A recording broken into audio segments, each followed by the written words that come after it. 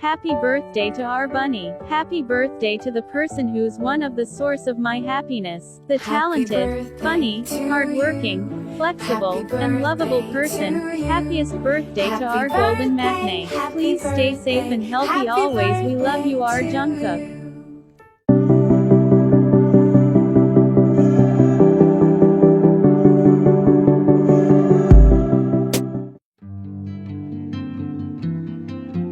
YN. No, I don't need your help. You yelled into the phone. YN. I can get home by myself. I'll just take a taxi. You don't need to drive me home. You just found out that your boyfriend has cheated on you and you stormed out of the cafe. Which was kinda because you didn't know where you were going. But luckily you spotted a cab immediately. YN. I don't ever want to see you again. And don't you dare to call me again. You said on the phone. You opened the door of the car and got into the taxi sighing exhausted. You wanted to tell the driver your address but you froze when you noticed you weren't alone in the cab. YN. What are you doing in my cab? You asked him politely because you were still angry from your fight with your ex. Man. Excuse me. He said, smiling sweetly even though you were rude to him. Man. I was already in here when you got in. YN. So what? Get out. You're a real pain in the ass dollar. You argued acting like a small child, but you didn't mind. You were so angry and you wouldn't let a snob snatch your taxi away. He chuckled, shaking his head and clicked his tongue. Man. I'd better watch that mouth of yours, he said, piercing you with his dark brown eyes. In the back of your head a voice screamed at you to be nice to this actually really handsome man, but you just wanted to get home. YN. Whatever. Sir, please drive to Army Street 4X. You leaned forward to tell the driver where to go. Driver. Ahem, ma'am. This gentleman was in here before you, he said hesitantly, fearing your reaction. Man. It's fine, sir. Drive to her location first. The man next to you stepped in before you could protest. YN. Aren't you getting out? You snapped at the man as the cab started driving. Man. Nope.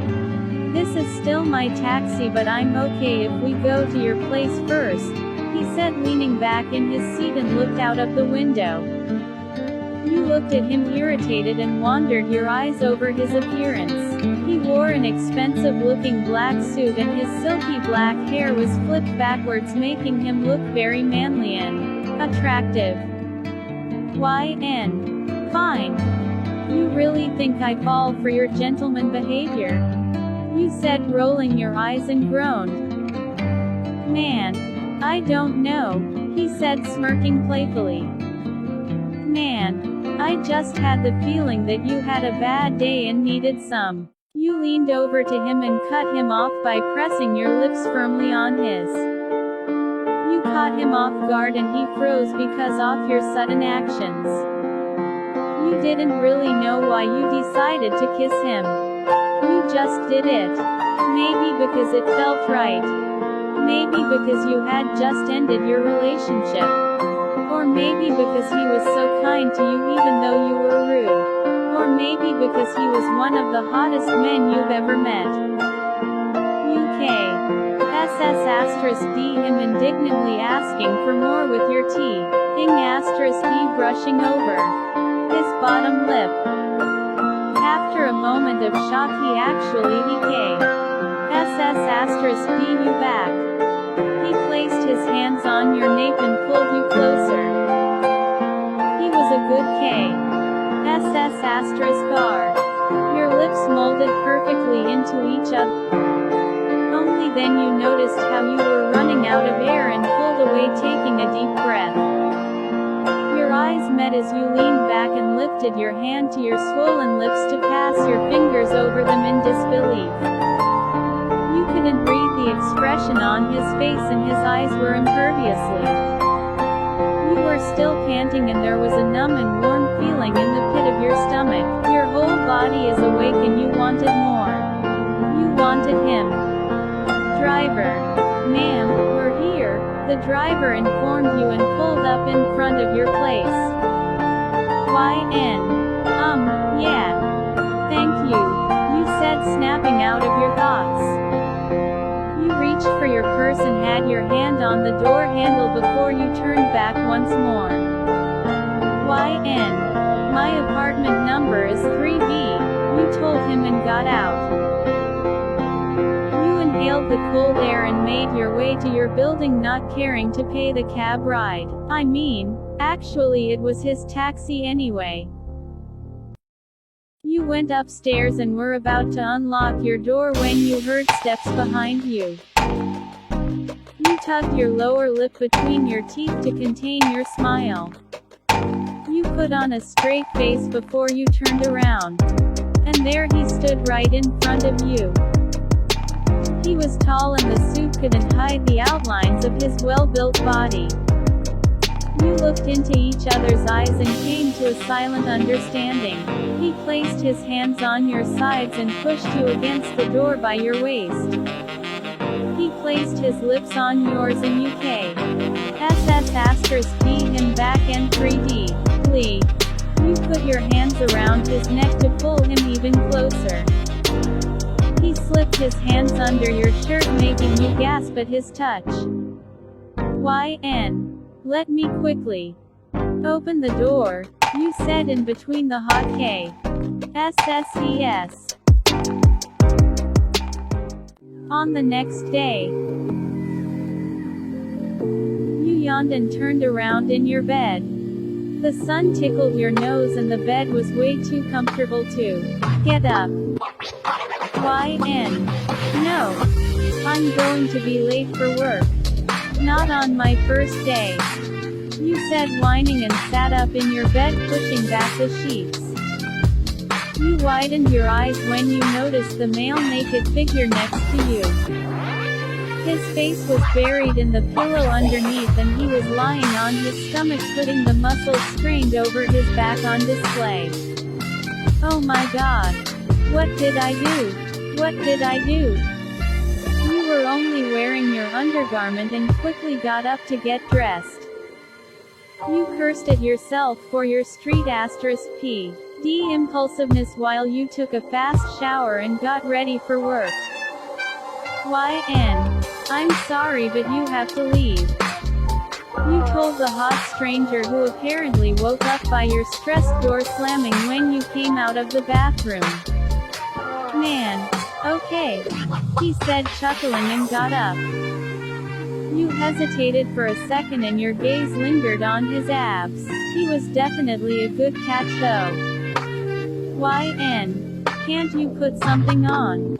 You complained and bent down to pick up his pants. Man.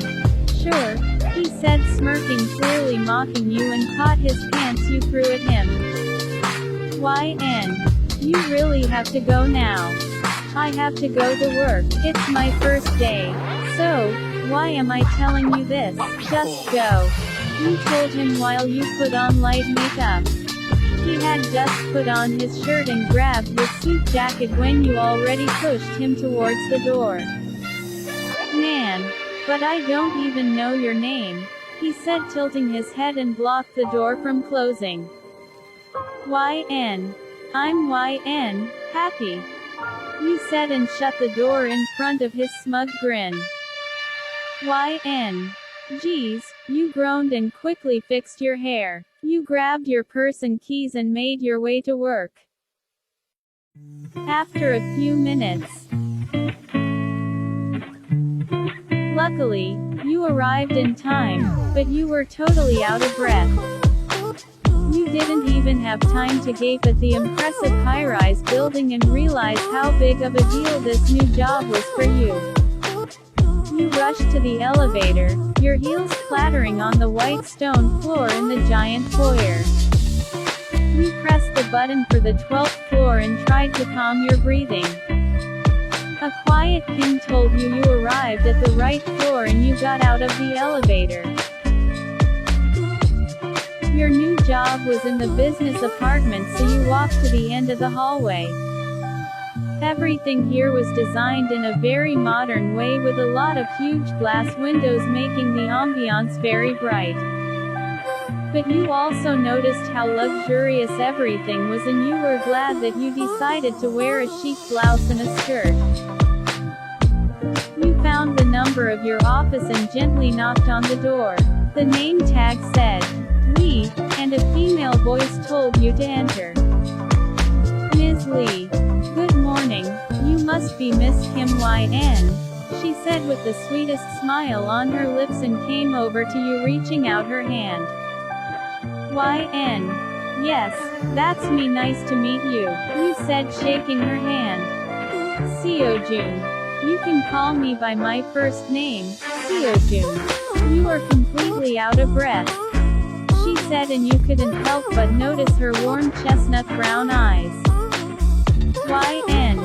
Yes, I kind of had an incident, you said, embarrassed. 𝚁𝚂𝚗. No problem, she said, making a gesture towards an empty desk. 𝚁𝚂𝚗.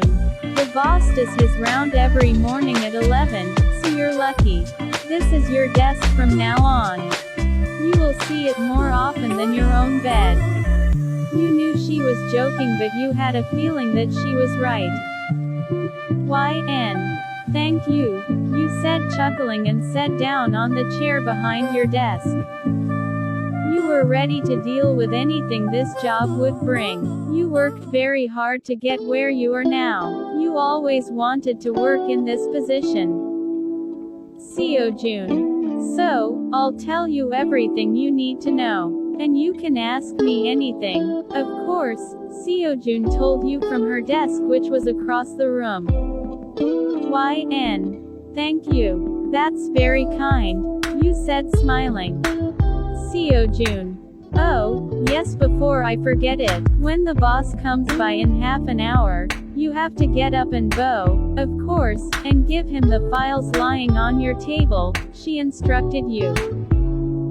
𝚁𝚂𝚗. His name is 𝙤𝙸𝚂𝚗, and he is the youngest and most successful CEO in the country.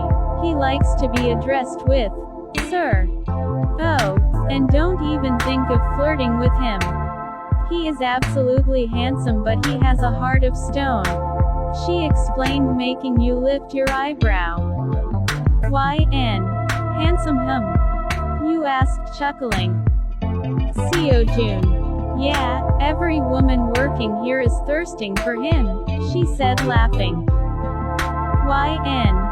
Thank you for telling me all that. I think I'd make a huge fool of myself otherwise, you said gratefully. 𝚁𝚂𝚗. Of course. Oh, and also, I prepared the files for today, but that will be your task from now. And believe me, you don't want to mess that up, she said, and you nodded. You only managed to sign in your computer before 𝚁𝚂𝚗 already got up to open the door for your boss. You got up from your chair and grabbed the files. Your heart was beating fast when you bowed after the boss entered. 𝚤𝚃. Good morning, sir, you said, still bowing. Jungkook. Good morning. A familiar voice greeted you, and you looked up in shock, almost dropping the files.